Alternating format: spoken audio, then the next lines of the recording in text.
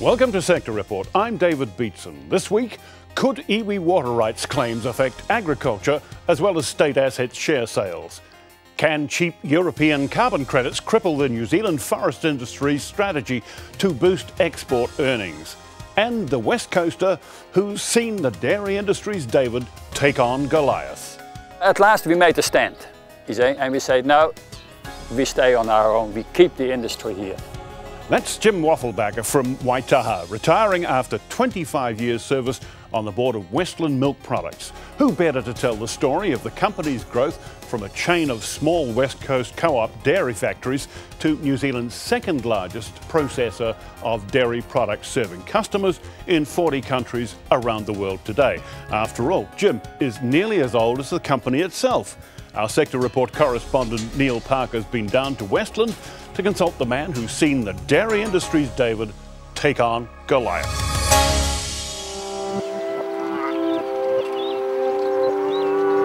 As far as dairy farming is concerned, there is no paradise. And if there was a paradise, you see, the price of land be that expensive you can't afford it anyway. Blunt words from a mind as sharp as a tack. Back in Holland all those years ago, Jim Wafflebacker's parents were professional people, his father a doctor. He wanted me to become a doctor, but I had absolutely no desire to do that. In those days, Dutch farmers were at the bottom of the social ladder. Jim's father hadn't wanted his son to be a farmer. Young Jim had no choice but to emigrate. Canada was the logical choice, but the economic situation was difficult at that time. Australia was hard to get into. But New Zealand was possible because of the share milking options, providing you didn't want to be rich. I had no desire to be rich, and so that's why I came to New Zealand. That's the only reason. And as it turned out, it wasn't that bad a decision. Not a bad decision at all. This year, Jim Wafflebacker steps down after 25 years on the board of the independent West Coast dairy company Westland Milk Products, the year of its 75th anniversary. It's been 25 years of success. The whole history of the dairy company, of Westland and the dairy industry, it goes up and down, up and down. But generally speaking, you know, you look back on the figures on the West Coast. You see, we increased since I came on the board in 1987. We increased production here by close to 400% over that period in that 25 years. I'm leaving Westland at the moment definitely in good shape. I've always had faith on the West Coast, and I've got faith in the suppliers here on the West Coast. But it hasn't always been easy. When Jim first arrived in New Zealand, he took a job on a farm in Otorohanga, where he met Winnie. Winnie, that is my bride of 45 years. You see, no, absolutely. You know, I married the boss's daughter, if you like to use that expression. Jim and Winnie moved to the West Coast, where the price of land was cheaper. They settled in the Waitaha Valley. And I bought it lock, stock and barrel, all the stock, all the machinery, and it was 102 cows, all the young stock. I bought some 20 beefies on top of that. It had a salerator, it had a hay baler, it had 2 tractors. I bought it for $68,000. At first, Winnie was apprehensive. She arrived here and she cried because the house was just a wreck, and so she cried, and I said, "What do you want?" I said, "Want new carpet," and she was still crying, so she want new wallpaper, so then she stopped crying. You see, it was tough going. It was a wreck of a house. She sat on the toilet and you could see the cars going past through the rotten weatherboards. It was very courageous of her, and she stood by me all along, and honestly, I could not have managed without her. Jim says the legendary West Coast rain doesn't bother him. The perception is, of course, it's raining here all the time. Well, my argument is, if you want to have grass, you've got to have rain. And you can manage rainfall. You can, you know, if it rains in the Waikato 2 inches, everything is underwater. If it rains 6 inches overnight here, it is wet, but 2 days later, it is dry again. During his 25-year tenure on the Westland board, Jim has seen some dramatic changes in the dairy industry, during which Westland Milk Products has evolved into the second biggest dairy cooperative in New Zealand. It's a small cooperative company and we still very much to our cooperative principle. $1.50 in and $1.50 out, and in between we make the profit, and that is all yours. After a tremendous growth in milk production during the late 80s and 90s, Westland took a stand at the National Field Days in Hamilton. And we had a tremendous response because people had this perception, you see, and it annoys the hell out of me. We had that perception that the West Coast got old gates and old buildings and houses that just about fall to bits, sheds that are wooden and half rotten. You see, it's not the case. Head up, please. Thank you. After the breakup of the Dairy Board in 2001, Westland faced one of its biggest challenges. West Coast dairy farmers had an opportunity to join Fonterra. So all of a sudden, we had the dairy industry that we basically started off here, you see, and there was Fonterra coming, you see, and saying, oh well, we'll take you over. But the coasters were wary. The West Coast, over the years, and we're going right back to 1870 with the gold, it was taken as a bit of a laugh, you see, and people would do the hard work, you see, and then the people from Christchurch or Auckland would get the benefit of it. Coasters remembered what had happened to the gold industry, the timber industry, coal and sphagnum moss. What would have happened? Sooner or later the factory would have closed, you see. The only thing that would have stayed in Hokitika would be a depot for the tanker drivers. You see, the lab would have gone, and the whole thing would have, you know, it would have all gone again to the Christchurch or to Auckland or to the North Island. So at last we made a stand, you see, and we said, no, we stay on our own, we keep the industry here. To them it was a smack in the face. Last year, Westland Milk Products directors took the decision to cross the mountains and expand into Canterbury. And that was an extraordinarily courageous step, because it was an accepted thing that we would stay behind the mountains. You see, Fonterra wouldn't bother us, and we would stay behind the mountains. Westland needed more milk. It was as simple as that. Canterbury was sitting there, you see. It was there still. It is the only area in New Zealand, unless you go to the Chatham Islands and you go to Fiordland, you see, where there was still a possibility of growth in the dairy industry. And so we went in there. And we know for a fact that there was shock waves through Fonterra, because according to them we broke the golden rule. But as far as I was concerned, you see, it was really because I've been waiting and waiting and waiting for years. You see, why do we have to play second fiddle to Fonterra all the time? But finally we could turn around and say, up you, Fonterra. These days, Jim Wafflebacker and Winnie have a little more time on their hands. We are playing golf. Whether we play together, that is another issue. Both Winnie and I are extraordinarily competitive, you see, and neither of us like to lose. She is still better than me. There's an old cliche, a man can either make or break you. And there's absolutely no doubt about it, that I would not have been where I am today without her.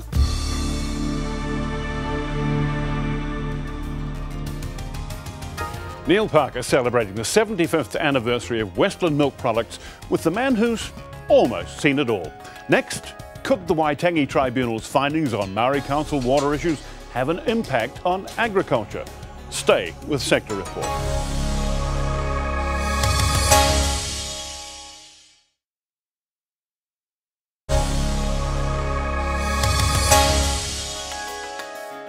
The Waitangi Tribunal has produced its interim report on water rights issues raised by the New Zealand Maori Council. The government's promising to give its report serious consideration. But to date, all the focus has been on the potential for the iwi water rights claims to affect the sale of shares in the state-owned energy enterprises. But could those claims also affect agriculture and the sector's hopes for a round of major new irrigation schemes and the operation of major water-consuming commercial enterprises like meatworks, dairy factories and wool scours? Federated Farmers Chief Executive Connor English has been keeping an eye on the developments. Connor, thanks for joining us. To start with, what's the Federation's perspective on the iwi water right claims? Well, look, it's a very complex issue, isn't it? And it's a very political issue. We're actually quite neutral on it. It's an issue for the government to work through and go through whatever process they need to go through to come to a conclusion on that. So we're waiting to see what the government do on it. You can wait and see, but at the same time, you obviously have to be prepared because there are quite a number of major areas of agriculture that could be affected by it. Yeah. Well, I mean, the iwi claim is one aspect of the changes that are taking place in water at the moment. The other couple of things that are happening is the National Policy Statement on Fresh Water and its implementation, and then also the Land and Water Forum process, which I think the government is waiting for it to report to help it inform the framework going forward around water. And then as an adjunct to that, there's the iwi claim. So it is actually quite a complex landscape at the moment. And it's getting more complex from the sound of things. But can you tell me, I mean, for instance, obviously the claims and all these other policy determination issues can have quite serious implications for things like the major irrigation schemes that you've been talking about. Well, potentially they could, and one of the, not so much on the iwi side of it, but in terms of the allocation of water and the framework that is going to be around that going forward, could have significant bearing on that. For example, if the priority is changed, one of the proposals is that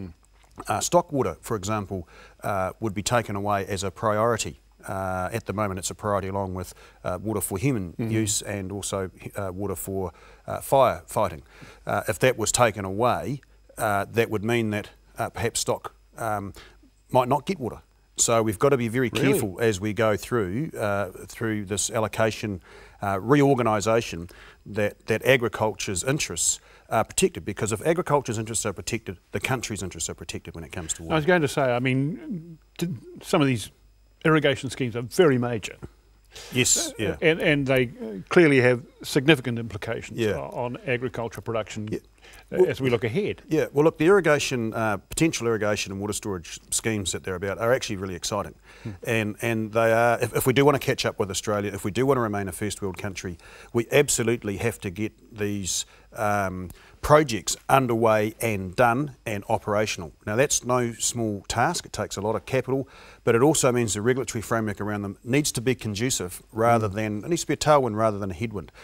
One of the things that's sort of emerging out of the National Policy Statement on Water and also the Land and Water Forum is restrictions around nutrient discharges, and we've got a lot of concerns around the measurement of that, around the models, what the limits might be, and that can actually make quite a big impact to some of those schemes, because you might be able to get the water, you might be able to store the water, but you might not be able to put it on your farm because of the rules and regulations around nutrient discharges. Okay, well we've been talking about irrigation and farming operations, but what about the agriculture infrastructure too? I mean, you've got water users in meatworks, you've got water users in dairy factories, you've got water users in wool scours. Major infrastructure is affected by these determinations on water use. Yep. Well, I think the water takes side of that, you know, that'll probably be okay. Where could be an issue for them is in terms of their discharges back into the water. And look, there may well be some of those operations that need to up their game in terms of the impact they have on the environment at their point source discharge. So I think the whole point source discharge issue is actually a lot simpler, because you can measure what you're putting back in, and there is technology available to fix a lot of that stuff. You can turn the tap off. Where it gets more complex is with the nutrient discharges, the diffuse discharges, if you like, which is those that are, you know, the nitrogen that goes through the ground over a series of years before it hits a waterway. So with those factories, if you like, processing factories, they're all pretty good at the moment, but there may well be some of them that have to invest a bit more to make sure that they're not having a negative impact on the environment. Just in terms of the new regime for freshwater allocation, have you come down with some fairly firm views from the farm sector's perspective to present to the decision makers on that? Well, look, the Land and Water Forum process has been going on for a couple of years now. Yes, I know. Look, it is actually a very complex area. It's not simple, because you're trying to allocate two things. Well, the proposal is you're trying to allocate two things. One is fresh water coming, water takes, and the other is discharges. Do you think you're getting a fair hearing? Look, I think that the process has actually gone, not too badly.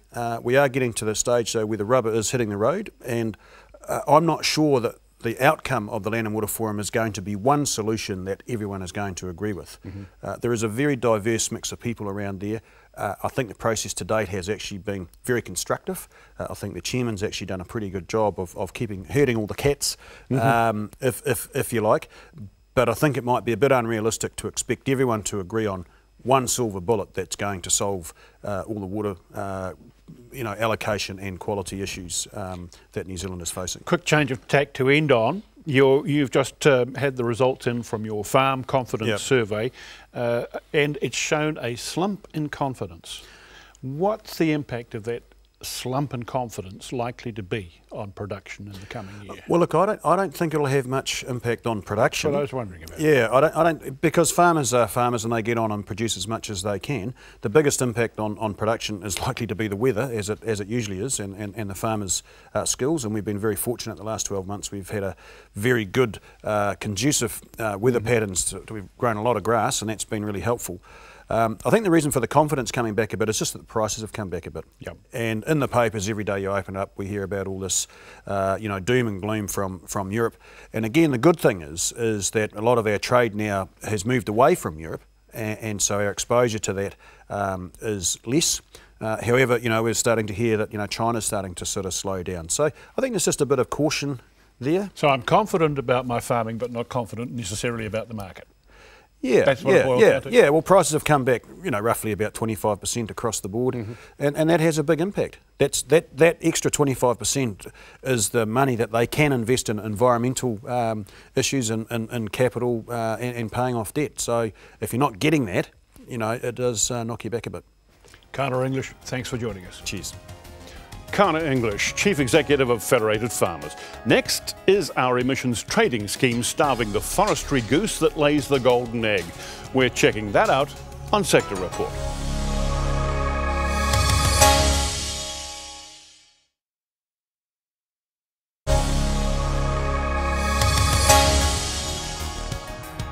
The New Zealand forest products industry is big business. It's aiming to boost its export earnings to a new record of $4.7 billion this year. And it's looking to push that figure up to $12 billion by 2022. The industry's been getting its own house in order, but it's running into a major hurdle: uncertainty about where the world's going once the Kyoto Protocol on greenhouse gas emissions expires this year, and the way cheap carbon credits from Europe are knocking the value off the carbon credits that New Zealand foresters are getting for planting and growing their carbon-storing trees. Well, joining me now to help us find out how the industry is trying to tackle its issues is the Chief Executive of the New Zealand Forest Owners Association, David Rhodes. David, thanks for joining us. Let's start with these cheap European carbon credits. Why are they coming here, and why are they so cheap? Well, it's a good question. We're asking the same thing. I think, forest owners will continue to do what they do, but if we want forestry to be part of the solution, which government keeps saying it does want, then I think there's been a real error of judgment in letting these international units in. The problem is that we are going to get flooded with units that are basically so cheap that we will have a price here which is there will be no interest from forestry at that level. And I mean, the rationale behind allowing these units in is that we mustn't put cost on our emitters. Now, well, that's fine, but excuse me, what's it all about? I mean, if it seems to me that what we're doing is buying other countries' carbon credits at a significantly lower price than the value put on them here, there's been something screwy about the way we did our valuation, or alternately, we're doing it wrong. Well, I think there is something screwy. As you say, the real question here is why are we doing this? If you look at the ETS, why are we doing it? Now, what you will get argued from the people who are paying for emissions is, and the government and Treasury, is that we must have least cost abatement. In other words, it doesn't matter where we get the stuff from, so long as we get it at the cheapest price. And I would argue, well, actually, there are other criteria as well. Supposedly, the ETS is bringing about change. Does anyone else operate their market this way? I mean, are New Zealand carbon credits traded at cheap prices offshore? No, New Zealand, this is the problem at the moment. The NZUs, which is our units here, that's the things that we would want to see participating in our ETS. Your question about whether others are doing it, I think it's really telling. If you look at the EU, Australia, Korea, they've all said, look, we've got no problem with using a proportion of international units in our market. Of course, we don't want to expose our industries to too much cost, but you're not going to satisfy all your emissions that way. Some proportion you will have to meet from domestic units. So they've got these restrictions, if you like, on how many of these units can come in. And we don't have them.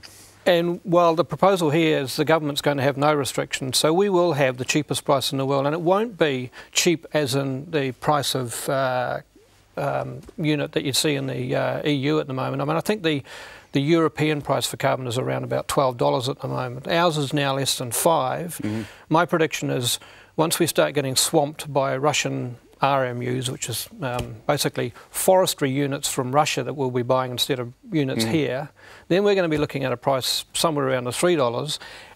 But the worst thing is, on top of that, the government's saying, but we must also provide these emitters with a 2-for-1 subsidy. Oh, yeah, well, I was just going to say, let's take this a step further, because, I mean, one of the things they've done, instead of keeping to the original deal that you were sold on, they've frozen the progression of the emissions trading scheme so that emitters who should have been taken into the scheme or who should have seen more of the cost coming to bear in terms of the carbon credit requirements are not going to have that.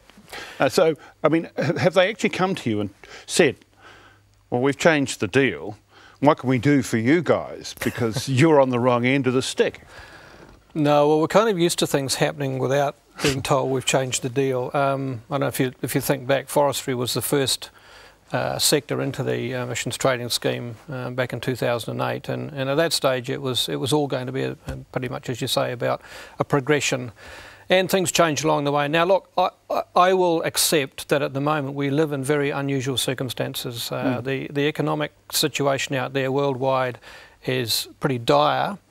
And on the back of that, government rightly will be concerned about our industries here. That's fair enough. But I think what they've done here is they've gone overboard in their protection of emitters. We could easily have some constraints on these international units, and the price that emitters would face here would be a little different. You haven't exactly got the rosiest international market for your products, have you? No, I would agree. Things are pretty tight out there across the board. We are lucky in some ways that our trading backyard these days is Asia, rather than, say, Europe, as it may have been many years ago. But so that's cushioned us, I think, to a certain extent. The Chinese economy has weathered this pretty well. The government there has put the brakes on a little bit, but what we've seen, particularly in terms of the log trade to China, is that volumes are... We've had a lot of volume coming on stream, and China's just gobbled it all up. Okay, the prices have eased back about 15% from last year, but it's still okay. 50% of our logs are still being processed onshore, but as you say, conditions are tight. What we need is, and I think we will eventually see this construction coming through in Australia. There are early signs of maybe new housing starts in the US. David, the forestry sector's got a very ambitious growth strategy plan. For 2022, you know, you're talking about a really big increase in your export earnings. Given these trends, do you really think that's feasible? You've got to have a vision, and look, where we end up ultimately, time will tell. But we do believe that we can lift the game here. I think wood is starting to be recognised for a whole lot of attributes that it may not previously have been recognised for, and carbon's one of those. Sure, we've got to get in behind that, but I think it's quite encouraging that across the board we've got the whole forest sector agreeing that we need to get into that higher end game stuff, we need to get into the higher value, and we need more processing onshore. quick comment to close on. You've got a plan that you've been considering for a commodity levy, a referendum. Where's it at? It's going well. We're still on track with the timetable at the moment. It's a pretty unusual industry, the forest one, so we found a lot of little quirks with it, but no, we're still hoping to get out with a referendum this year. Okay, well, we'll track it. Okay.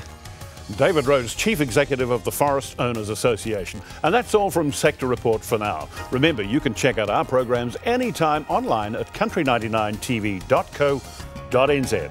Thanks for your company. I'm David Beatson. See you next time.